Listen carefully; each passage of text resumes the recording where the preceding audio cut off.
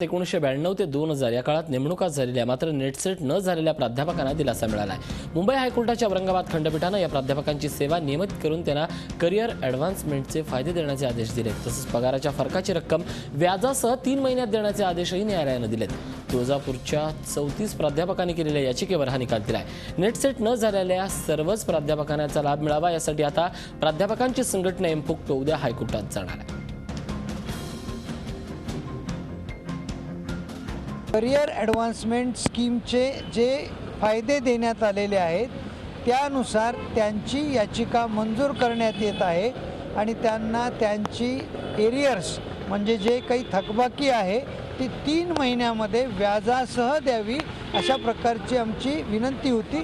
ती विनंती न्यायालयाने मान्य केलेली आहे। जे 2005 पूर्वी सेवक आहेत त्या सगळ्यांना पेन्शन योजना लागू आहे आणि आम्हा सगळ्या प्राध्यापकांच्या जवळपास कमीत कमी 20 वर्ष सर्व्हिसेस झालेल्या होत्या। त्याच्यामुळे ह्या सर्व प्राध्यापकांना पेन्शन योजनेचा लाभ होईल आणि हे आमच्यासाठी खूप महत्त्वाची बाब आहे की आम्हाला पेन्शन योजना महाराष्ट्र गव्हर्नमेंट नाकारत होतं, त्या न्यायालयाच्या माध्यमातून आम्हाला हे पेन्शन योजना मिळते। झी 24 तास एक पाऊल पुढे।